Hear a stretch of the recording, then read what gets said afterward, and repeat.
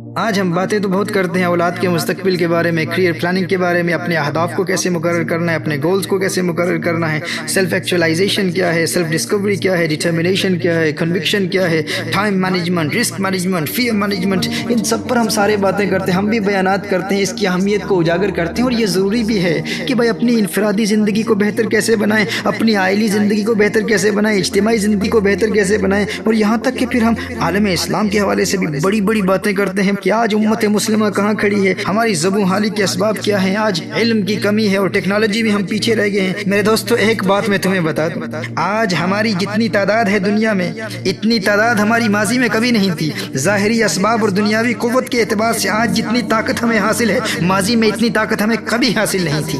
لیکن ماضی میں ہم حکومت کرتے تھے، ماضی میں ہم حاکم تھے، آج ہم محکوم کیوں ہیں، آج ہم مظلوم کیوں ہیں؟ آج 1.5 ارب سے زائد عددی قوت رکھنے والی مسلم دنیا، تمام تر دنیاوی وسائل رکھنے کے باوجود آج اس قدر قسم پرسی اور پسماندگی اور زبوں حالی کا شکار کیوں ہے؟ آج اسلحے کی قوت بھی ہے، فوجی قوت بھی ہے، آج 56 مسلم ممالک ہیں، ہر طرف مساجد ہی مساجد ہیں، درسگاہیں ہیں، علماء کی کثرت ہے، آج ہم ایٹمی طاقت ہیں، آج سب کچھ ہے۔ لیکن کیا وجہ ہے کہ وہ افرادی قوت کے اعتبار سے بہت کم ہونے کے باوجود وہ جہاں سے گزر جاتے تھے دشمنوں کے سینوں میں کپ کپی طاری ہو جاتی تھی، اور ہم جہاں سے گزرتے ہیں دنیا ہمیں دیکھ کر ہنستی ہے، ہمارا تمسخر اڑاتی ہے، ہماری تحقیر اور تذلیل کی جاتی ہے۔ آخر اس کی وجہ کیا ہے؟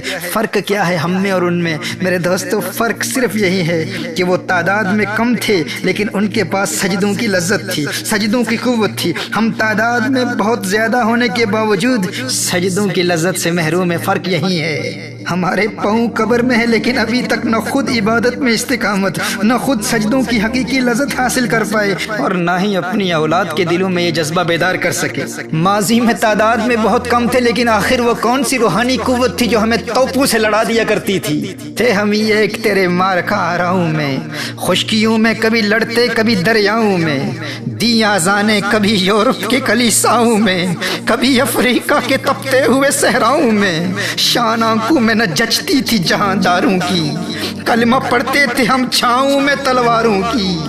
ہم جو جیتے تھے تو جنگوں کی مصیبت کے لیے، اور مرتے تھے تیرے نام کی عظمت کے لیے۔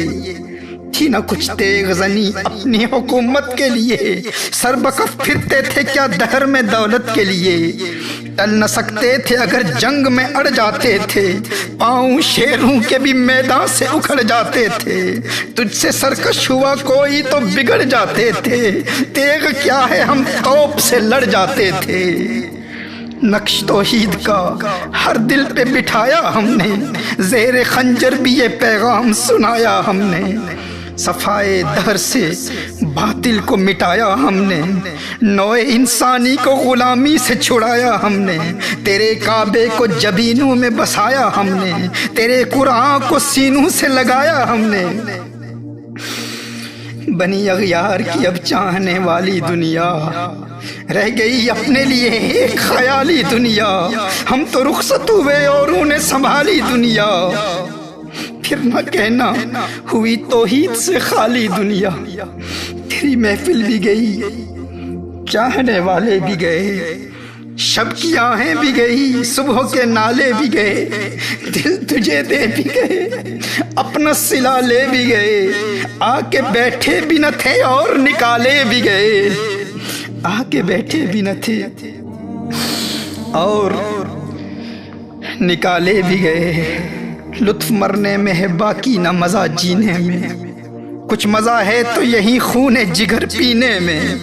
کتنے بےتاب ہیں جوہر میرے آئینے میں، کس قدر جلوے تڑپتے ہیں میرے سینے میں۔ اس گلستان میں مگر دیکھنے والے ہی نہیں، داغ جو سینے میں رکھتے ہوں وہ لالے ہی نہیں۔ کس کی ہیبت سے صنم سہمے ہوئے رہتے تھے، منہ کے بل گر کے ہو اللہ احد کہتے تھے۔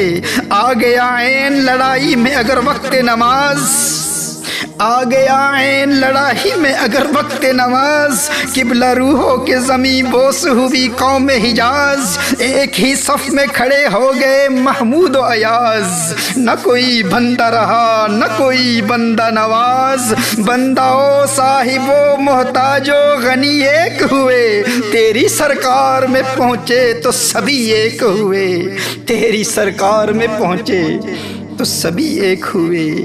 چاک اس بلبلے تنہا کی نوا سے دل ہوں، جاگنے والے اسی بانگے درا سے دل ہوں، یعنی پھر زندہ نئے عہد وفا سے دل ہوں، پھر اس بادئے دیرینہ کے پیاسے دل ہوں۔ عجمی خم ہے تو کیا میں تو حجازی ہے، عجمی خم ہے تو کیا میں تو حجازی ہے، نغمہ ہندی ہے تو کیا لے تو حجازی ہے، نغمہ ہندی ہے تو کیا لے تو حجازی ہے۔ آج پوری دنیا کے مسلمانوں پر جو ظلم و تشدد ہو رہا ہے، ہماری ناکامی کا سبب کیا ہے اور ان کی فتح و کامرانی کا راز کیا تھا؟ وہ تعداد میں کم تھے لیکن پھر بھی دنیا میں چھائے ہوئے تھے۔ آخر کیوں؟ اس لیے کہ انہیں سجدوں کی لذت حاصل تھی۔ وہ 313 تھے لیکن جنگ کے میدان میں سجدے میں گر کر رب کو پکارتے تھے۔ وہ خلاق کائنات کی بارگاہ میں اپنی جبین نیاز خاک آلود کرنے کی لذت حاصل کرتے تھے۔ اپنے جسم کے 8 اعضاء کو زمین پر بچھا کر اپنی ناک اور پیشانی کو زمین پر رگڑتے ہوئے انتہائی عاجزی، تذلل، تضرع اور خشوع و خضوع کے ساتھ اپنی کمزوری اور اپنے ادنا ہونے کا اعتراف کرتے ہوئے سبحان ربی الاعلیٰ کے ترانے الاپتے، تمام جہانوں کے رب کی عظمتوں کا اعلان کرتے۔ تو یہ حضوری قلب والا سجدہ ایسے اللہ کے پیاروں کو معرفت حق کی منزلوں تک پہنچا دیا کرتا تھا۔ میرے دوستو، جنہیں سجدوں کی لذت سے روحانی قوت ملتی ہے وہ کبھی سجدہ قضا نہیں ہونے دیتے، اگرچہ وہ میدان جنگ میں ہوں، اور اسی لیے دنیا کی کوئی طاقت انہیں شکست نہیں دے سکتی تھی۔ انہی سجدوں میں وہ اللہ کو پکارتے اور اللہ کی غیبی مدد حالت جنگ میں نازل ہوتی، اور حالت جنگ میں بھی کبھی ان کا سجدہ قضا نہیں ہوتا تھا۔ وہ رب سے سجدے کی حالت میں راز و نیاز کی باتیں کیا کرتے تھے، اور ہم حالت امن میں بھی اپنے آرام دہ بستروں میں غفلت کی نیند سوتے رہتے ہیں، نہ خود بیدار ہوتے ہیں اور نہ اپنی نوجوان نسل کو سجدوں کی لذت سے روشناس کراتے ہیں۔ اگر آج تمام مسلم دنیا سجدے میں گر کر اس رب کو پکارے تو رب کعبہ کی قسم انقلاب آ جائے۔ کم از کم مجھے سننے والے تو آج دل سے پختہ ارادہ کریں کہ آج کے بعد ہماری کوئی نماز قضا نہیں ہوگی، اور نماز کی روحانیت تک رسائی حاصل کریں گے، اور سجدوں کی لذت خود بھی حاصل کریں گے، اور اپنی نوجوان نسل کو بھی عبادت کی لذت سے آشنا کرا کے حقیقی کامیابی کے اسباق پڑھائیں گے۔